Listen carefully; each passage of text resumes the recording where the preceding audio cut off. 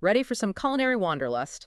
Today we're diving into the heart of Spanish cooking with Chef Karlos Arguiñano's 1000 Recetas de Oro, which, for those of us who don't speak Spanish, translates to 1000 golden recipes. And let me tell you, this cookbook is a goldmine. Oh, it truly is. In Spain, this isn't just a cookbook, it's a culinary Bible.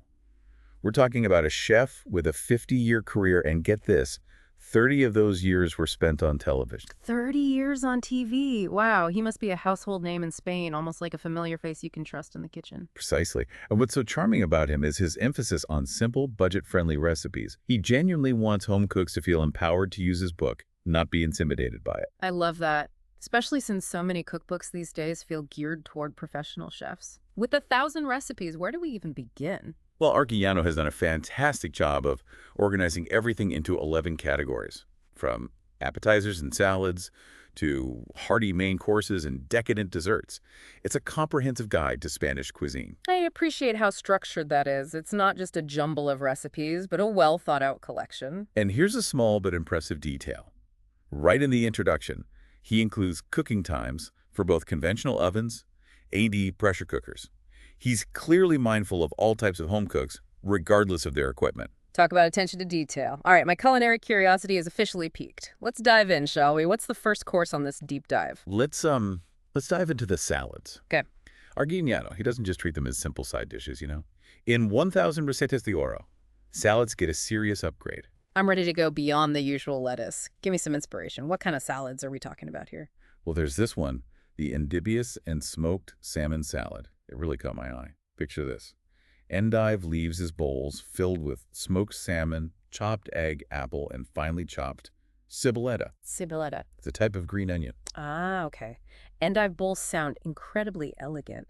What about the dressing? Anything special, or is it a simple oil and vinegar? No, not at all. He makes this homemade mustard vinaigrette perfectly tangy, and then he tops it with, get this, toasted sesame seeds.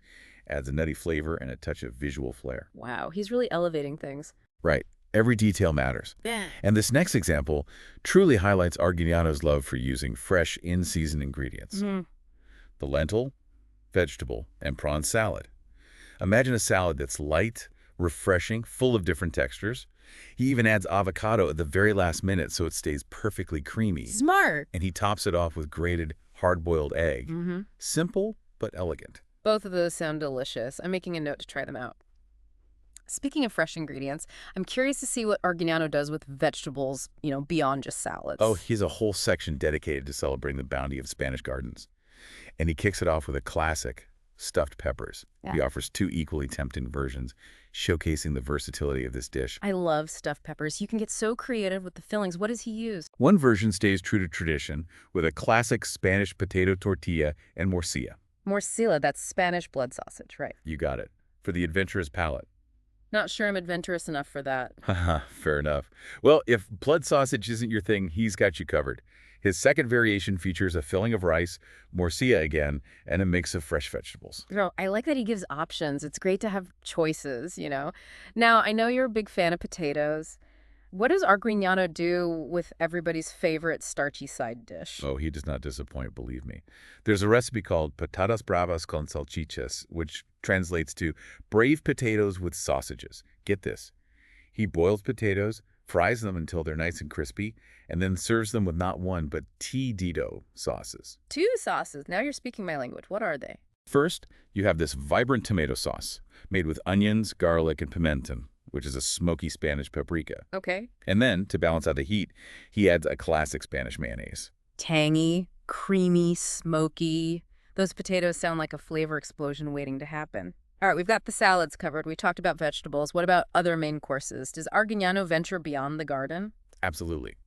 And this is where his creativity shines. One dish that embodies this adventurous spirit is his albóndigas de acelga y pollo, chicken and charred meatballs served with a pear and spring onion sauce. Hold on. Pear sauce with meatballs. That sounds like an unusual combination. I know, right? It sounds a bit strange, but trust me, it works. The sweetness of the pears simmered in a mixture of port wine and water perfectly complements the savory meatballs. Now that's thinking outside the box. You got it. And speaking of venturing beyond the garden, we can't forget about Arguiñano's love for seafood. Growing up in a coastal town, seafood is deeply ingrained in his culinary heritage. Ah, a taste of the sea. What's a standout seafood recipe that exemplifies that connection? The arroz banda is a true gem of Spanish coastal cuisine. Essentially, it's a flavorful rice dish cooked in fish stock and served with aioli. I've heard of paella, of course, but this is new to me. What makes it so special? Well, it's actually a two-part dish. First, they make a rich, flavorful stock using rockfish, crabs, prawns, langoustines, the works. Wow. And then that same flavorful stock is used to cook the rice, infusing it with incredible depth of flavor, Oh. topped off with aioli, of course. The perfect finishing touch. Double the seafood, double the deliciousness. This is making me realize we might need a whole week just to explore all the amazing recipes in 1,000 Recetas de Oro. But before we get too carried away, let's shift gears to dessert. Ah, yes. Time for the grand finale. For this chapter, Arguiñano collaborated with his sister, Eva, she's a pastry chef, to create a selection of simple, yet utterly delicious sweet treats. A sibling duo in the kitchen, I love it. What do they whip up? One recipe that stood out to me was the flan de calabacín y queso, zucchini and cheese flan. Wait a minute, zucchini flan? That sounds more savory than sweet. That's the beauty of it. It's this unexpected savory flan made with zucchini, cheese, cream, and eggs. But to balance it all out, it's paired with a sweet carrot cream. Savory flan with sweet carrot cream. Now that's what I call a flavor adventure. What a unique and unexpected pairing. Speaking of unexpected, is there anything else remarkable about Arguiñano's approach to cooking that we should touch on before wrapping up? Anything that left a lasting impression on you? You know, what really stands out is Arguiñano's cariño.